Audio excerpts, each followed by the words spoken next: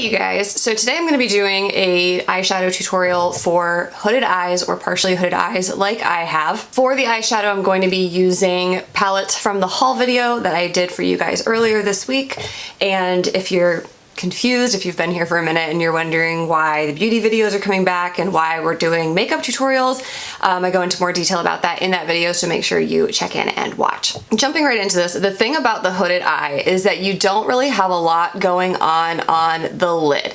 With my eyes, when my eyes are open, you can kind of see a little bit of the lid here, but for the most part, the real estate that I have for using eyeshadows and creating looks is really this bit up here and then kind of even going out this direction. So what I thought I would do is on one eye, using just like black or something that you can really see, I want to like dot out the blueprint for how I tend to do my eyeshadow, and then I'm going to do an example using this palette on the other eye. So bringing you guys in nice and close, you can see here how my upper lid, I guess, kind of hangs down over the actual eyelid. So when you start talking about a lot of the traditional tutorials where they have you packing color into the crease, there's really no point, because when I open my eyes, I'm not gonna be able to see anything and it's all gonna transfer up. So what I'm gonna be doing instead is sort of drawing a different shape than the eye that I actually have. So I'm just gonna try to dot out for you guys here sort of what I'm talking about. So here's the blueprint that I was talking about. What I'm trying to create here is a scenario where my eye is gonna lift up and out. And instead of following the natural crease of my eye, which is very deep and is gonna take me down this direction, I'm gonna sort of draw the crease that I don't have and take this out to the side. And then you don't want it to just wing up into nowhere. So what I typically do with shading is I'll connect it down to the underside of my eye. And then on the lid itself, I don't like to put darker colors closer to the lash line because I feel like it makes my eyes look even smaller.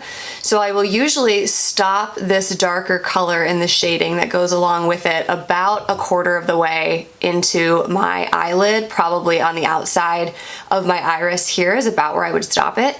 And then I put the lighter color on my lid going all the way to the inner corner.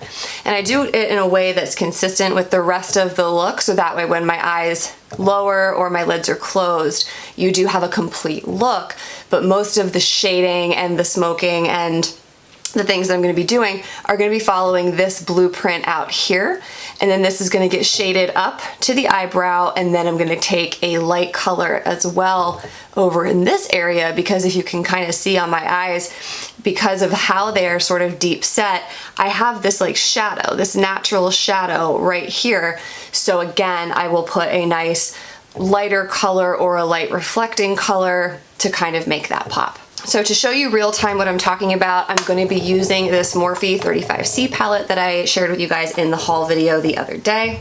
And something else to note, the eyeshadow brushes that I use, they're all very small. So the largest brush that I use is this guy right here, and that's mostly for blending and applying the lighter colors that kind of provide the base for everything else. So I am going to go in with that one first. And I'm going to start with this color right up here in the corner, just because that's nice. It's very close to my natural skin tone, and it sort of is going to give me a base to blend everything on top of. And I do take it up quite high because I am going to be working a lot up and out here. So then using the same brush, I'm going to basically be putting a foundation of color where I'm going to be taking and following this sort of blueprint that I've got over here.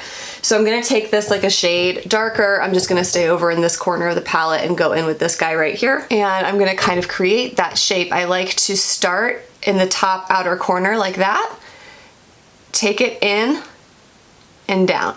The reason I don't like to start on the inside of the lid for that is that the first place you touch down your brush is where you're going to have the highest concentration of color. Even with really blendable shadows, that's going to be the case.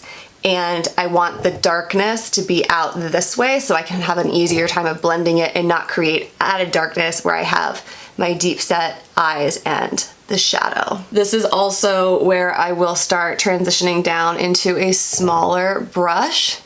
And I'm just going to keep going until I have some shading that matches my blueprint over here. I'm just gonna drop into a slightly deeper brown color here because I really want you guys to be able to see what it is that I'm doing.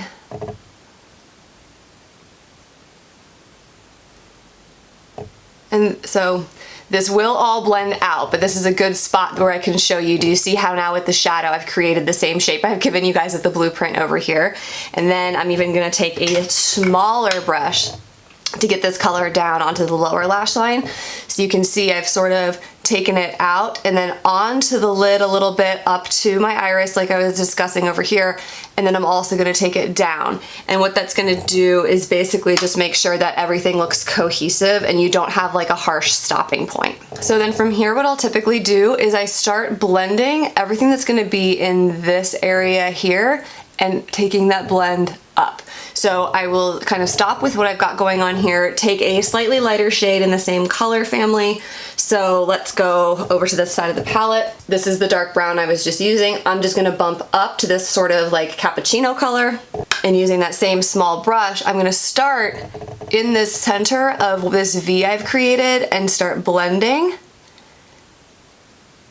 into the center of my lid. And I am still using the smaller brush for this blending because when you have small eyelids and you don't have a lot of space to be working with, using a big fluffy blending brush is basically going to take out all of the work that you just did. And then one of the things that I've actually found works better than any brush is kind of just this outer corner part, because you don't want a super sharp line like I've got on the blueprint.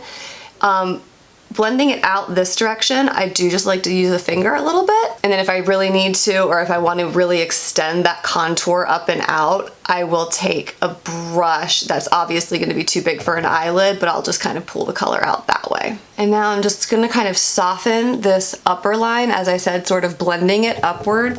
So there again, you can take, I'm only really using like 2 to 3 colors here. So again, just taking sort of that lighter shade that we were blending in here a little bit with, and lightly pushing that up so you can see it's kind of smoking out a little bit up here. You can always go back in with that darker color and just sort of keep mixing until you get the effect that you want. Okay, so now we've achieved this outer part here. Now is the part where I like to go in and lighten up the lid itself as well as the sort of inner third of my eye. So in this palette, I am going to try this with some combination of these lighter colors from the top row. I'm going to start with this one and then maybe add a little bit of shimmer from the ones in the opposite corner. So for this, I like to just take the light color and I'll start pushing it into these shadows that I have. So if you look on this eye where I don't have any eyeshadow going on, I have this shadow right here that's just naturally because of how my eye is, but you can see over here